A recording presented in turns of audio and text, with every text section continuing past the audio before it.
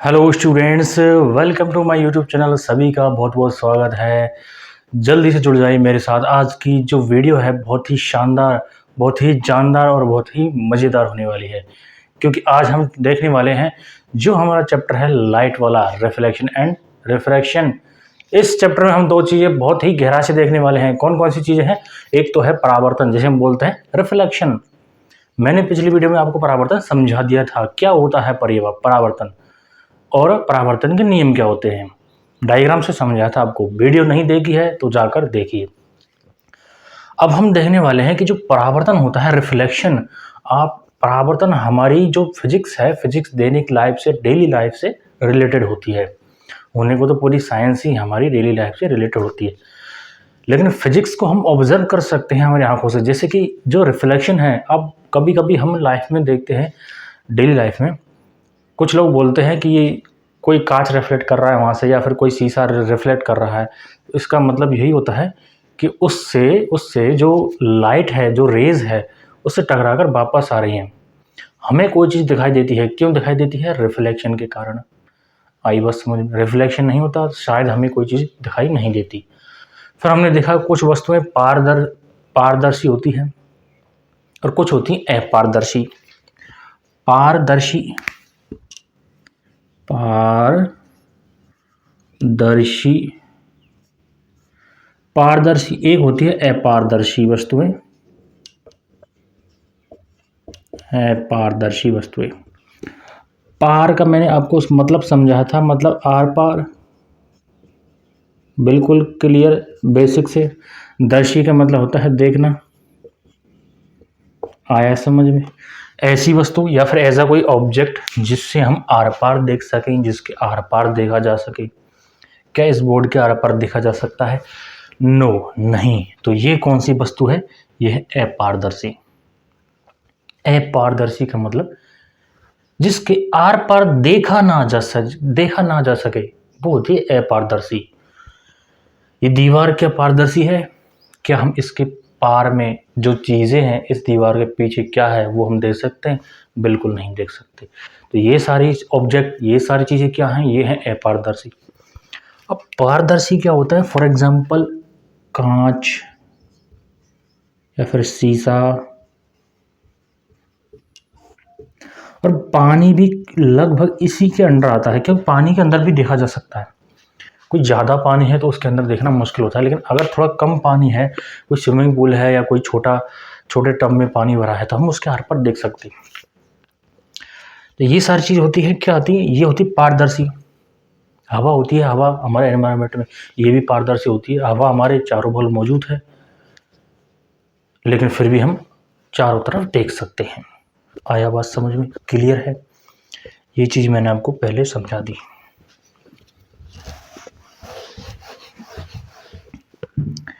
अब जो परावर्तन जो होता है, परावर्तन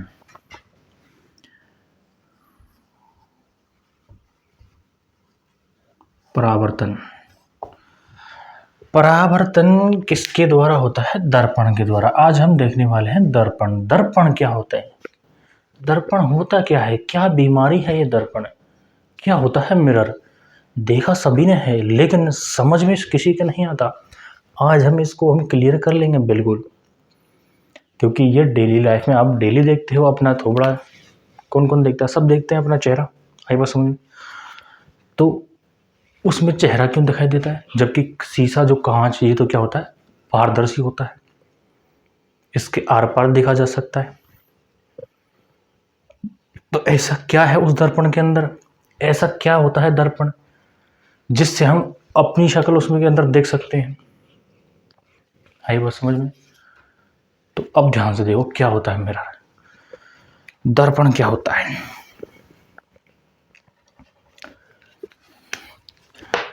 किसी पारदर्शी कांच, किसी पारदर्शी कांच को एक तरफ या फिर एक साइड पॉलिश कर दिया जाए,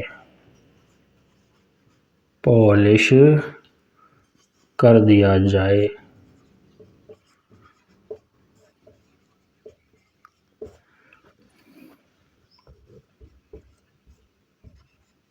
तो प्राप्त संरचना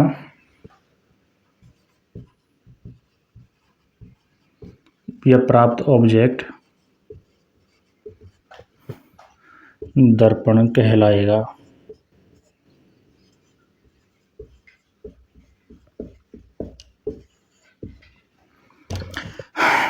फॉर एग्जाम्पल ये हमारा क्या है, ये एक पारदर्शी कांच है, शीशा है, कांच है, पारदर्शी मतलब आर पार इसके देखा जा सकता है। एक शीशा है, एक कांच है जिसके आर पार देखा जा सकता है। अब इसको मिरर या दर्पण क्या बनाएंगे? दर्पण और कांच में अंतर होता है। किसी नॉर्मल शीशे या कांच को हम दर्पण नहीं बोल सकते। अगर पारदर्शी कांच है तो उसका दर्पण बनाया जा सकता है। कैसे बनाएंगे? ये क्या है? ये है एक शीशा, शीशा या फिर कांच। अब इसकी एक साइड पर हम पॉलिश कर देते हैं।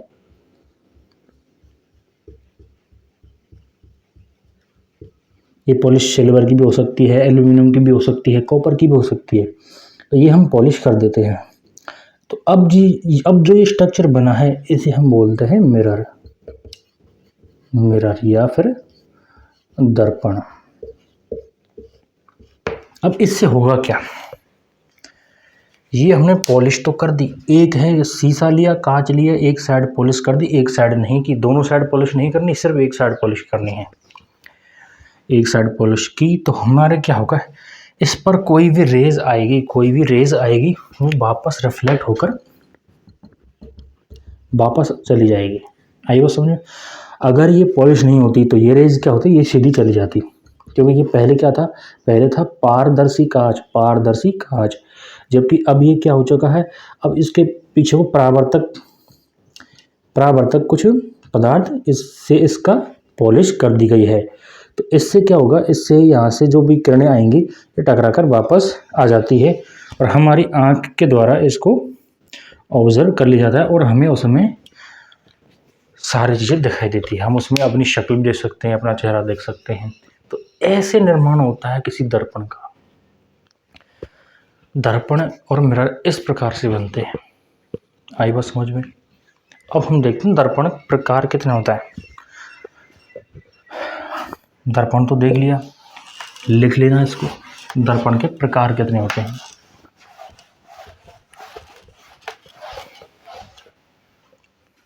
एक चीज़ मैं बता दूं आपको कि जो परावर्तन है, हम पढ़ रहे हैं परावर्तन, तो परावर्तन के अंदर हम पढ़ते हैं दर्पण, जबकि हम जो पढ़ेंगे अपवर्तन, रिफ्रैक्शन, उसके अंदर हम पढ़ेंगे लेंस, उत्तल लेंस, अवतल लेंस। तो जो बेसिकली मिरर है ये दो टाइप का होता है। कितनी टाइप का होता है? दो टाइप का। एक हुआ समतल दर्पण,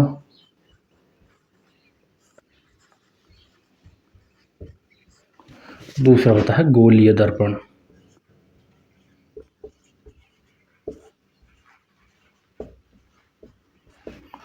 एक है समतल दर्पण और एक है गोलीय दर्पण। समतल दर्पण क्या होता है? तल का मतलब होता है कोई भी तल, सरफेस। सम का मतलब होता है समान, मतलब जिसका तल थोड़ा समान हो। फॉर एग्जाम्पल ये सीधी, इसके पीछे पॉलिश कर दी है, तो ये क्या है, ये है एक समतल दर्पण। आई बस समझ में? समतल दर्पण, समतल जिसका तल समान हो, सम हो, एक जैसा हो, उबड़ खाबड़ नहीं हो, ऊंचा नीचा नहीं हो या फिर घुमावदार नहीं हो, तो ये क्या है, समतल दर्पण है। आई बस समझ में? गोलीय दर्पण क्या होता है? गोलीय दर्पण जो एक गोले से निर्मित हो, एक स्फीयर से निर्मित हो, ये गोला है, तो इसके द्वारा हम गोलीय दर्पणों का निर्माण करते हैं। अब ये होते हैं दो टाइप के। गोलीय दर्पण मतलब जो स्फीयर से निर्माण होता हो, किसी गोले से निर्माण होता हो, ये होते हैं दो टाइप के। एक होता है उत्तल, एक होता है अवतल अवतल दर्पण, इसे हम बोलते हैं कॉनकेव मिरर, इसे बोलते हैं कॉन्वेक्स मिरर।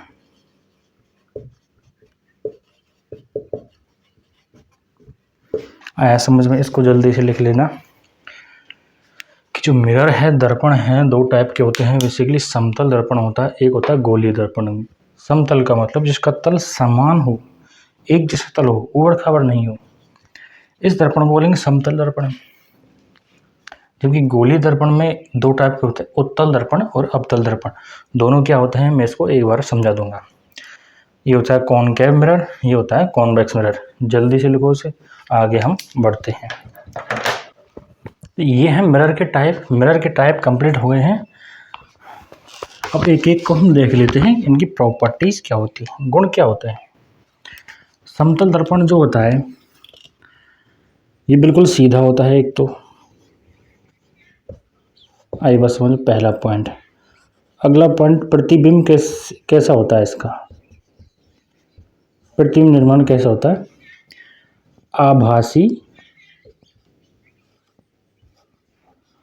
आभासी और सीधा। आई बस समझ में? समतल दर्पण से जो प्रतिबिंब निर्माण होता है वो कैसा होता है, आभासी और सीधा होता है। एक प्रॉपर्टी और है इसकी, लेफ्ट और राइट वाली। मतलब जो लेफ्ट पार्ट होता है इसका वो राइट दिखता है इसमें, और राइट वाला लेफ्ट दिखता है इसमें। आई बात समझ में? और प्रतिबिंब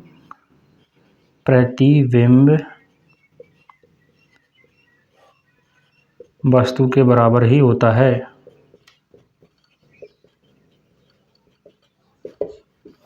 प्रतिबिंब कैसा होता है, वस्तु के बराबर होता है। तो ये है समतल दर्पण। समतल दर्पण में क्या होता है, जो अपना लेफ्ट है वो उसमें राइट दिखेगा, राइट साइड ऐसे अपोजिट, और राइट वाला लेफ्ट दिखता है, मतलब अपोजिट हो जाता है। आई वो समझ में? गोलीय दर्पण देखते हैं हम, गोलीय दर्पण क्या होता है।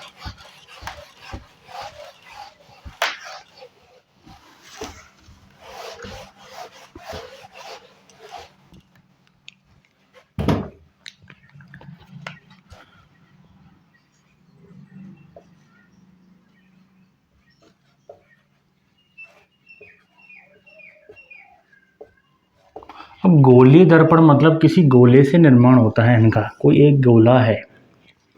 अब इस गोले से निर्माण होगा इस गोलीय दर्पण का। आए बात समझ में? अब इस गोले के अगर हम दो भाग कर दें तो निर्माण किसका होगा, एक होगा उत्तल दर्पण का और एक होता है अवतल दर्पण का। अगर इसमें अंदर पॉलिश कर देंगे हम,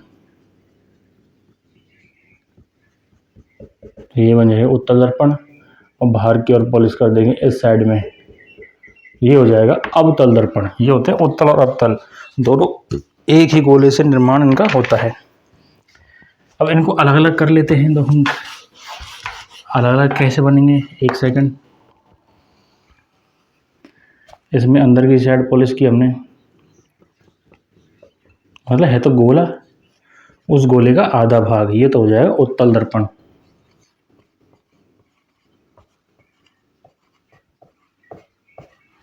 आई बात समझ में?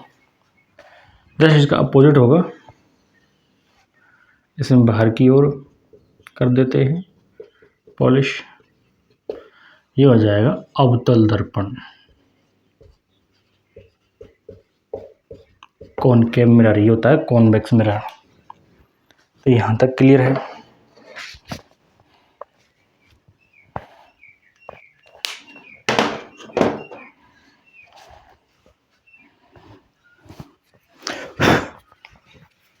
उत्तल दर्पण से प्रतिबिंब कैसे बनते हैं, आभासी एवं सीधे, जबकि अवतल से बनते हैं वास्तविक एवं उल्टे।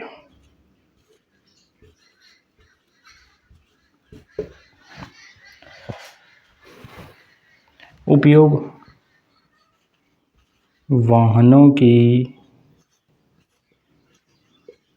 वाहनों के साइड मिरर में उपयोग।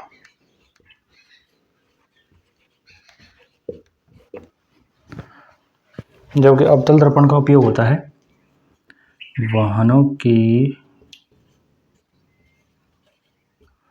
हेडलाइट में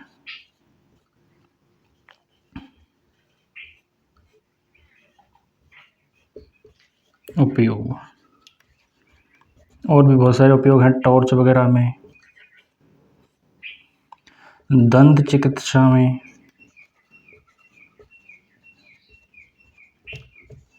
ETC। बहुत सारे इनके क्या है उपयोग हैं। ये होता है उत्तल दर्पण होता है, ये होता है अवतल दर्पण। अंदर की ओर पॉलिश कर देते हैं, इसमें बाहर की ओर पॉलिश कर देते हैं। तो जो निर्माण किसका होगा, उत्तल और अवतल दर्पण का। तो ये है हमारे दर्पण, सभी दर्पण हैं।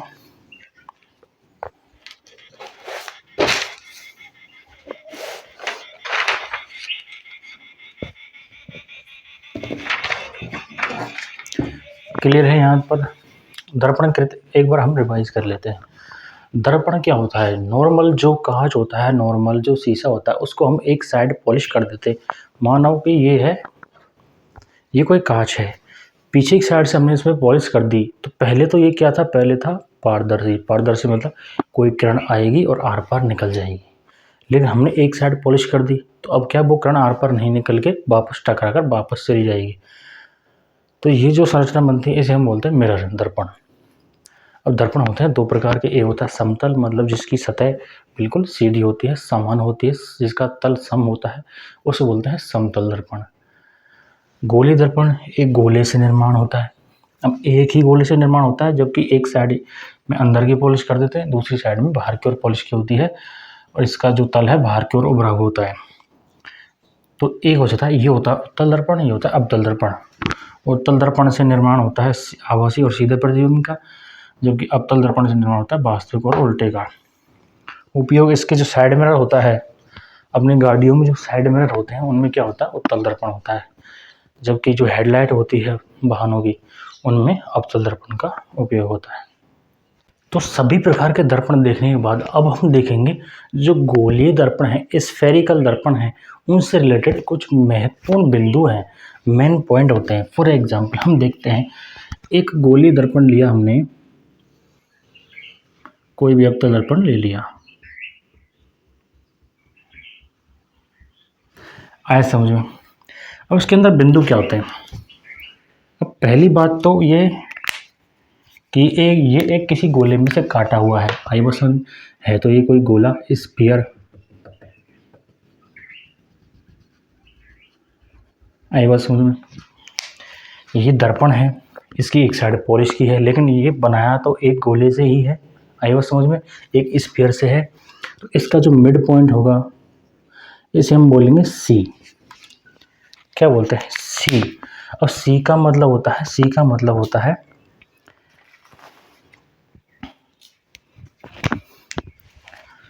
Centre of curvature. Centre of curvature, ऐसे हम हिंदी में बोलते हैं वक्रता केंद्र। वक्रता केंद्र, तो ये होगा सी, इसे हम बोलते हैं सी। सी से डाउन करेंगे। अब इसको हम कैसे ध्यान रख सकते हैं, आपको आइडिया बता दूं मैं। देखो, कोई भी स्फीयर है, कोई भी गोला है, तो उसका मिड पॉइंट क्या होता है, सेंटर। तो सेंटर ऑफ कर्वेचर, तो इसलिए इसे हम क्या बोलेंगे, सी। अब इस दर्पण का जो मिड पॉइंट होता है ये, इसे हम बोलते हैं पोल। पोल, तो इसे पी से डिनोट करेंगे हम। आई वो समझे, ये होता है पोल, या फिर उसे हम बोलते हैं ध्रुव। अब अगली चीज, इस सी और पी के जो बीच की दूरी होती है ये होती है त्रिज्या आर। आर होती है वक्रता त्रिज्या।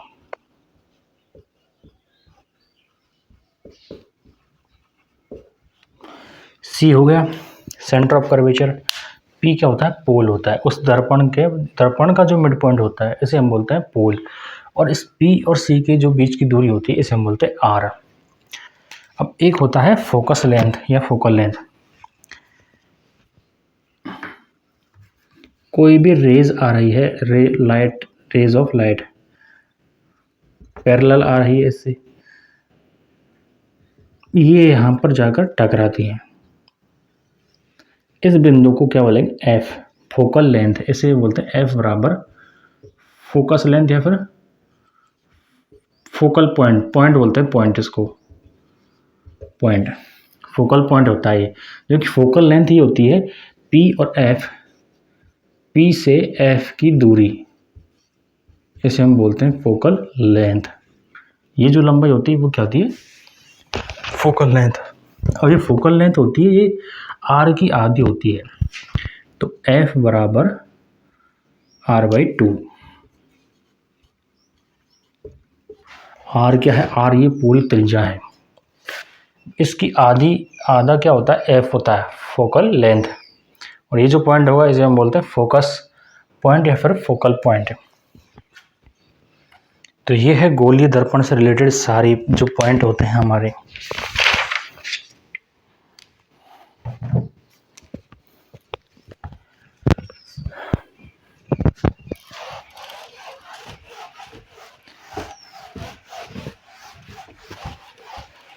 क्लियर है यहाँ तक? अगर किसी गोलीय दर्पण की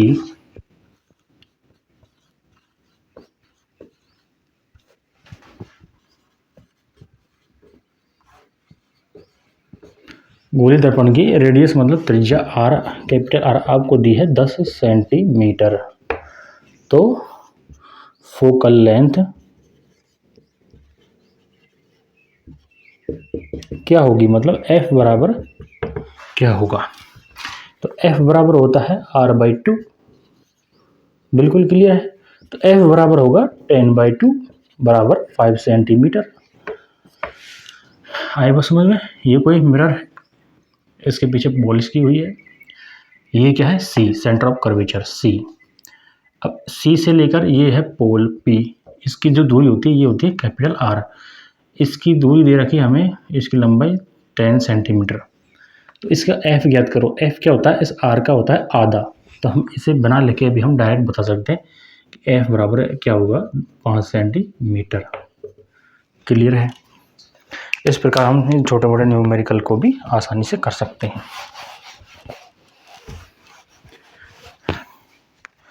अगर R हमें दी है 28 सेंटीमीटर, तो बिना किसी फॉर्मूला के हम इसका F बता सकते हैं। F इसका क्या होगा? 14 सेंटीमीटर। बेसिकली F जो है इस कैपिटल R का क्या होता है? आधा होता है।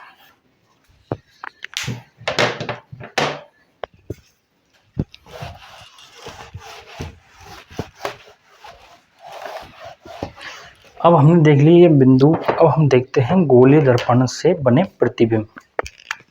गोलीय दर्पण से बने प्रतिबिंब।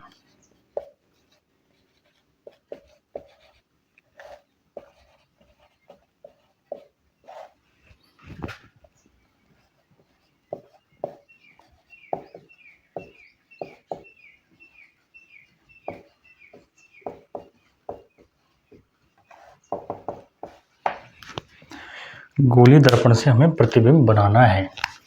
तो पहला होता है गोलीय दर्पण कॉनकेव मिरर, दूसरा होता है कॉन्वेक्स मिरर, दूसरा होता है कॉन्वेक्स मिरर। कॉनकेव मिरर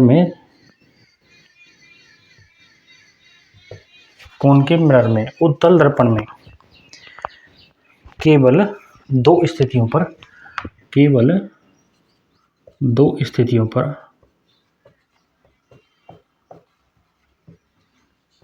प्रतिबिंब बनता है, जबकि इसमें पूरी 6 स्थितियों पर प्रतिबिंब बनता है। अभी हम बनाकर बताएंगे कैसे प्रतिबिंब बनता है। एक उत्तल दर्पण बनाया हम। सबसे पहले उत्तल दर्पण बना लो। अंदर की ओर पॉलिश है उत्तल में। फर्स्ट कंडीशन, जब वस्तु अनंत पर हो, ये होता है अनंत का साइन, ये है P। जब वस्तु अनंत पर हो, जब वस्तु अनंत पर हो, अब यहाँ पर वस्तु है कोई, ये है अनंत, आई बात समझ में, यहाँ एक वस्तु है। अब इस वस्तु से रेज जाएंगी सीधी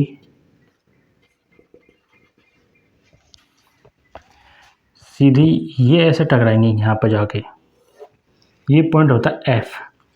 ये कॉनकेव का है, मैंने जो बताया था वो कॉन्वेक्स का था, इसका इस साइड होता है F, ये सीधा क्या है मुख्य अक्ष होता है, तो ये है F। तो प्रतिबिंब कहाँ पर बनेगा, F पर बनेगा। अगर वस्तु अनंत पर हुई तो प्रतिबिंब किस पर बनता है, F पर बनता है, फोकल पॉइंट पर, फोकस पॉइंट पर यहाँ पर प्रतिबिंब बनता है। और ये प्रतिबिंब कैसा होता है, आभासी और सीधा।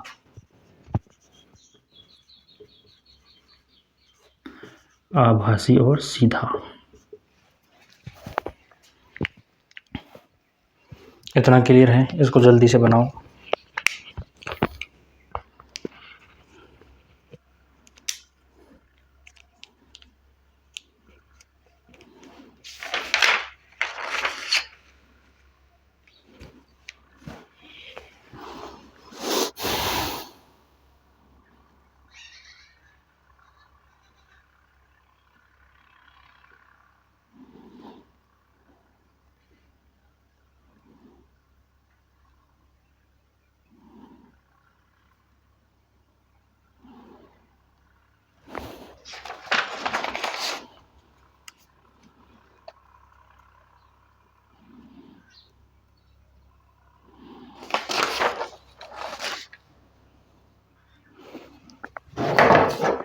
ये क्लियर है।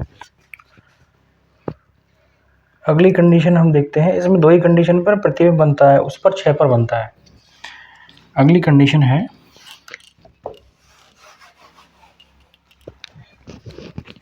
जब वस्तु अनंत और P के बीच में हो, जब वस्तु P और अनंत के बीच में हो, यहाँ पर कोई वस्तु है, इसका प्रतिबिंब बनता है P के थोड़ा नज़दीक, ये होता है F। यहाँ पर F मिलेगा तो प्रतिबिंब बनेगा P व F के बीच। जब वस्तु अनंत पर हो तो प्रतिबिंब बनता है F पर, फोकस पॉइंट पर। जब वस्तु अनंत और P के बीच में हो तो ये बनता है P और F के बीच में बनता है, इसका प्रतिबिंब। जल्दी से बनाओ इसको।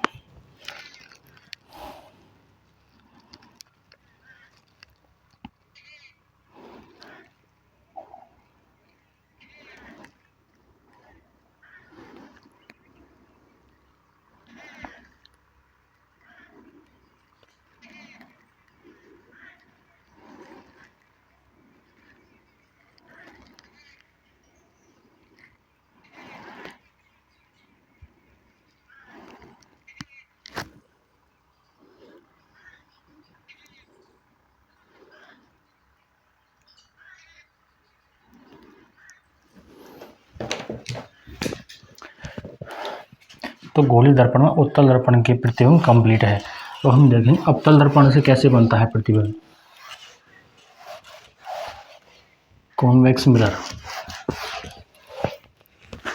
कॉन्वेक्स मिरर में 6 स्थितियों पर क्या बनता है, कोई भी प्रतिबिंब बनते हैं। एक ही डायग्राम में हम इन 6 स्थितियों को समझ लेंगे। पीछे की साइड पॉलिश की होती है। कौन सा मिरर है ये, कॉनकेव, कॉन्वेक्स, कॉन्वेक्स मिरर, अवतल दर्पण 6 स्थितियों पर बनता है इसमें। अब इसकी हम एक, यहाँ अनंत है,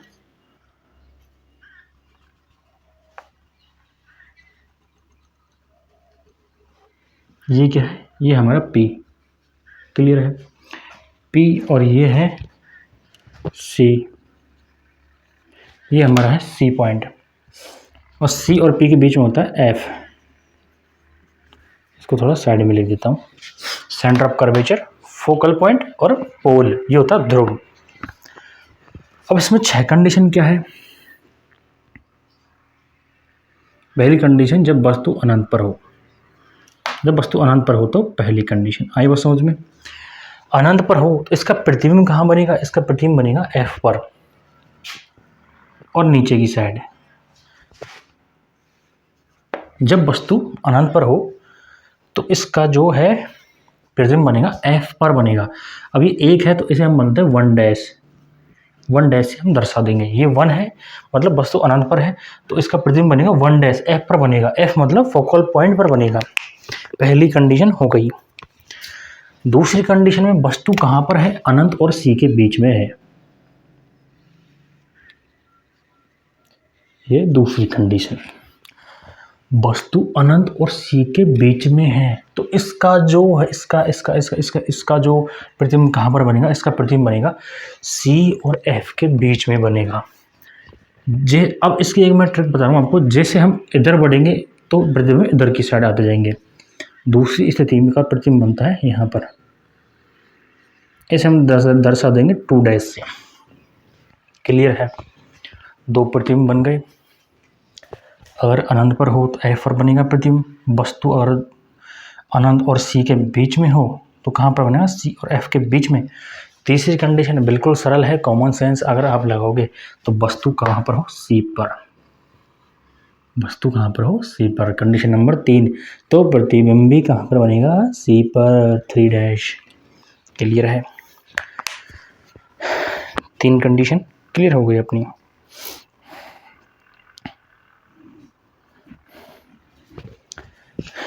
तीन कंडीशन आ गई।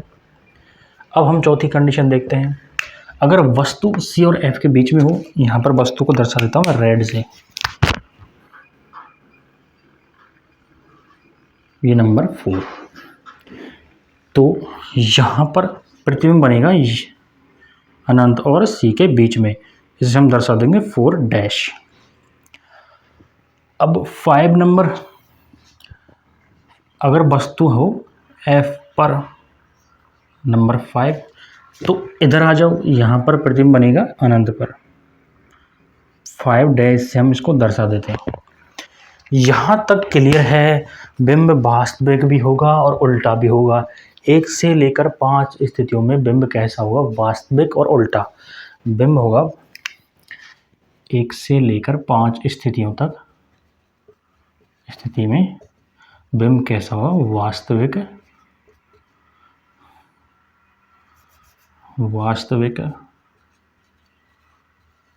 एवं उल्टा। लेकिन छठी कंडीशन में ये इसका अपवाद होता है अवतल दर्पण का। अब छठी कंडीशन कहाँ पर आने वाली है, 5 तक ठीक था। 5 तक क्या था, अनंत पर। अगर वस्तु अनंत पर थी तो प्रतिबिंब बन गया F पर। वस्तु अनंत और C के बीच में थी तो ये बन गया C और F के बीच में। अगर C पर थी तो प्रतिबिंब भी C पर बन गया नीचे की साइड। ये इधर पहुंची, ये इधर गया प्रतिबिंब। ऐसे यहाँ पर, वहाँ पर 5 कंडीशन थी, यहाँ पर अनंत पर इसका प्रतिबिंब बनेगा। अगर वस्तु F पर हो तो प्रतिबिंब बनेगा अनंत पर। अब इसमें छठी कंडीशन क्या होती है, छठी कंडीशन में आती वस्तु यहाँ पर F और P के बीच में। ये है कंडीशन नंबर 6। अभी अनंत के ऊपर तो अनंत से बाहर तो कोई चीज़ है नहीं कि अनंत से भी आगे कोई चीज़ आपको मिल जाएगी कि वहाँ पर अपना प्रतिबिंब बन जाएगा। तो ये कहाँ पर बनता है,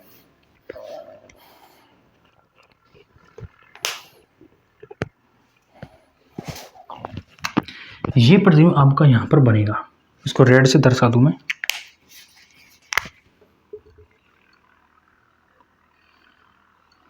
सिक्स डैश।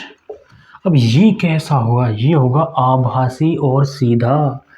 आभासी व सीधा, ये एक अपवाद है अवतल दर्पण का सबसे बड़ा, कि जो छठी स्थिति होती है वो होती है F और P के बीच में। तो इसका जो प्रतिबिंब बनता है वो दर्पण के बाहर की ओर बनता है। आई बस समझ में। और ये बनेगा आभासी और सीधा, जबकि ये सब क्या होंगे, वास्तविक और उल्टे। वास्तविक हैं और क्या है, उल्टे हैं, नीचे बनेंगे। और ये बनेगा आभासी, इसके जैसा ही होगा लेकिन सीधा होगा, इसके जैसा बिल्कुल सीधा। क्लियर है। तो ये थे हमारे उत्तल और अवतल दर्पण से निर्मित प्रतिबिंब। उत्तल दर्पण से सिर्फ 2 स्थितियों पर बनता है, एक तो अनंत पर और एक होता है C और F के बीच में।